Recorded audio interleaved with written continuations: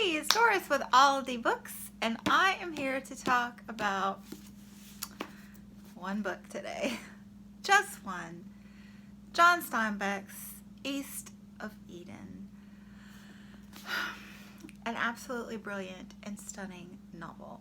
Now, you guys know I love John Steinbeck. I've said it before.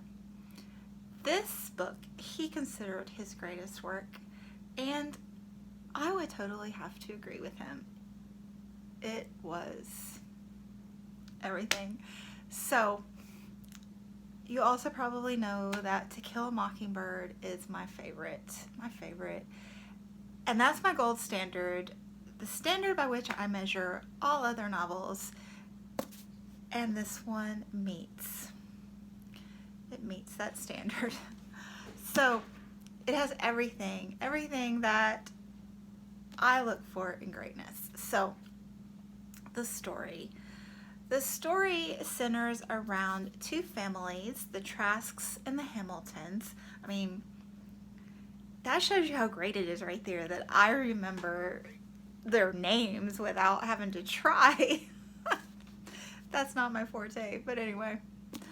The Trasks and the Hamiltons. It starts out on the East Coast of the U.S., but fairly quickly, with westward expansion, you end up on the West Coast in Salinas, California. So it starts out in 1860s, and it culminates in 1918 in World War I, which plays a huge role in the ending, obviously.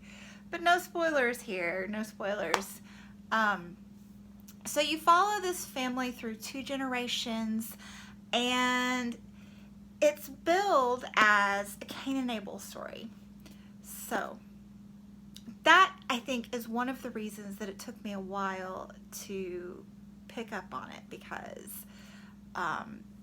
Cain and Abel, one of them dies in that story in the Bible, which seems like a big spoiler. So I think that held me back a little bit, a little intimidating with that knowledge going into it. So I say that it took me a while to get into it. I put this on my 5-star prediction sometime last fall, and I mean, we're almost in fall again. So I just kept putting it off. But the story is great. If you read a book for the storyline, this is a 600-page novel, and I never once felt like this story slowed down. It just pacing, man, he's got it. He's the master. He knows what's going on in his stories. And 600 pages of extremely literary writing, and none of it seems extraneous. It's all important and relevant. You know, you might not see it right away, but he brings you around to it. So excellent story. Characterization. If you are into characterization, oh boy, this book has it in spades. So much characterization in this book. The depth of these characters is amazing. So I think that's another thing that held me back from jumping into this book. I kept putting it on my TBR month after month, but I knew that one of the characters was really bad. And sometimes that can be intimidating for me. When a story is centered around self-absorbed characters, I don't always like that. I should have known that Steinbeck would not let me down. The character in question is one that you just love to hate. But not only do you love to hate her, she's got so much depth. None of these characters are one-dimensional. So that is one of the brilliant things about this novel and the characterization in it. Steinbeck does not go the safe route with these are the good guys, these are the bad guys. All of these characters are just such real people with their strengths and weaknesses, and you just love to read about them and find out who they are and where they're going as characters. So good. And the main character in question, Kathy, ah, you know, I read this with Jacqueline from 6 Minutes for Me, and we buddy read it. She said the same thing. We were just so obsessed with Kathy and what, just on the edge of our seats with what was she gonna do, and the way she was described. It was, Jacqueline mentioned this, but it was almost, to a thriller quality when she was present in the narrative.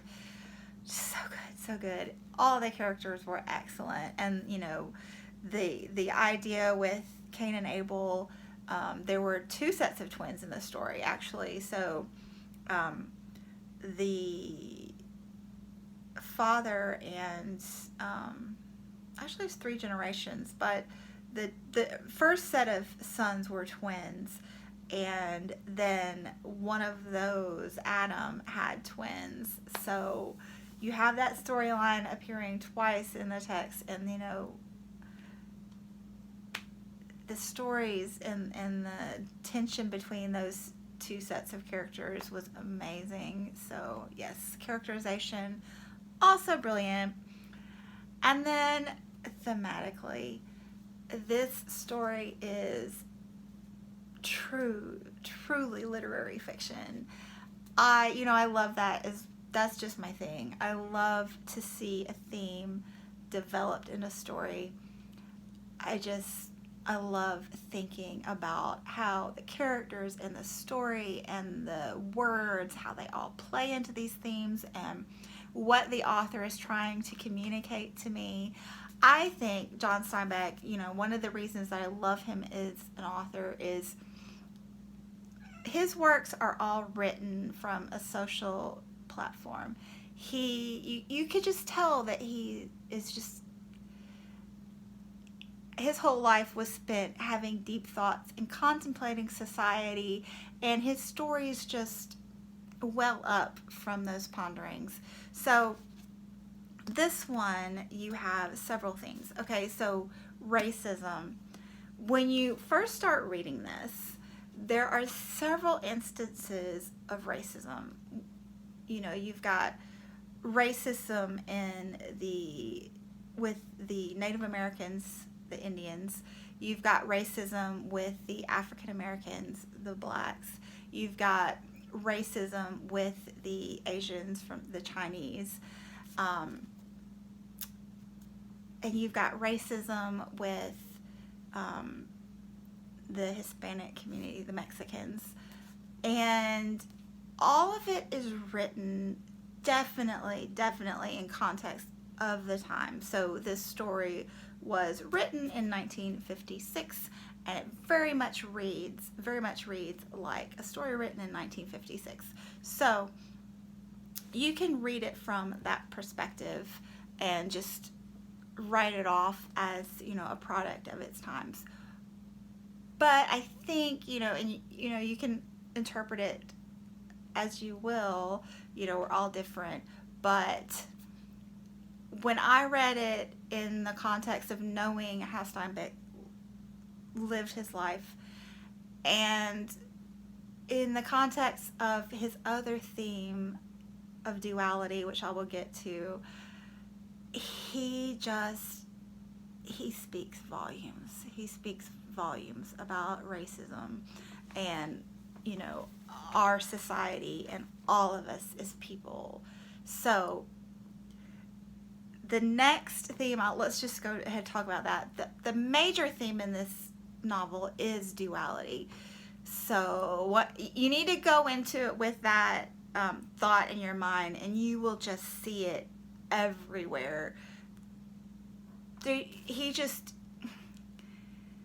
How he can keep that awareness in his mind and let it play out in his writing, he just amazes me.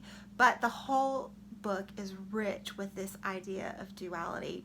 And when you come to chapter 51, no spoilers, but I read chapter 51, and for me, that was the climax of the novel. And it wasn't a climax with the characters or the storyline, it was a thematic climax. But to me, that was the center of the novel. And I just had to stop everything and message Jacqueline and tell her all my thoughts because it just felt so relevant to America today and the Trump presidency. Blows my mind, yes, that a novel written in 1956 can be so relevant to our society today, but blow me away, blow me away. So, yes, keep that if you do read this, keep that idea in mind, duality. And I would highly suggest that you read this with at least a buddy, if not a book club. This book is so conducive to discussion, and you're gonna want to have somebody to talk about this book with. So do that, do that. And if you can, try to make sure someone in the buddy pairing or the group is somewhat versed in Christianity. So that's another theme in the book. It's not Christianity from a religious perspective, really. It's from a mythological perspective. And this is something that you see in a lot of Southern lit and certainly in some of the classics here in the States.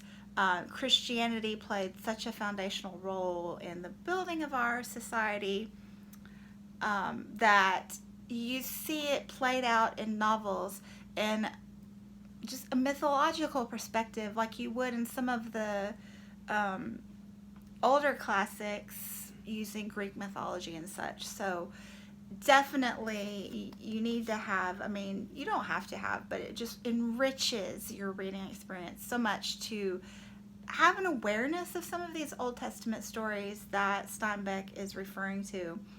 For example, I mean, I've already mentioned the Cain and Abel story from Genesis. And Adam and Eve, there's, Adam in the story and Eve and the idea of original sin and the idea of free will and having a choice in, your decisions. So, it's just great the way he brings in these concepts into the text. There's one character especially that I thought he was just so creative with the concepts, but he takes the idea of Abraham, who's the father of Christianity, and the father of Judaism and the Muslim faith as well, Islam.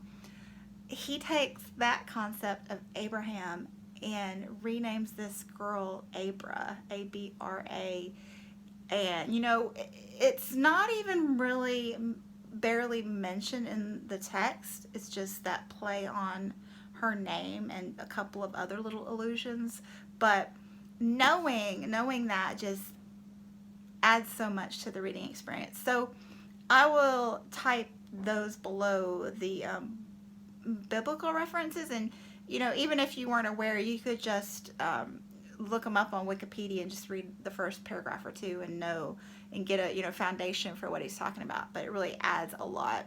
So and the last theme I want to talk about is feminism. This is another thing that blew me and Jacqueline away, that this man could write women so well. So for example, when we were first starting to read from Hamilton's family, when he starts having a family, he had a lot of kids. I think there were 9. And the first time they were mentioned, he talks about the boys, his sons, quite in depth and just glosses over the girls. And I was very disappointed in that. But I should have trusted Steinbeck, because gradually, bit by bit, as the story progressed, he brought in his girls, the daughters, and other women in the story, and they were all such strong characters. Even Kathy, the love to hate her central figure, such a strong character. So just blown away by this man and what he writes and what he had to say about life and society and people. So, is this a 5-star? Definitely. As high up on the 5-star register as I can put it, you know, from my perspective. I highly recommend you give it a try. I just loved it so very much, so very much. So, I'm just going to stop now. I think I've said everything I need to say. But yeah, thanks so much for watching, and I will be back soon. Bye!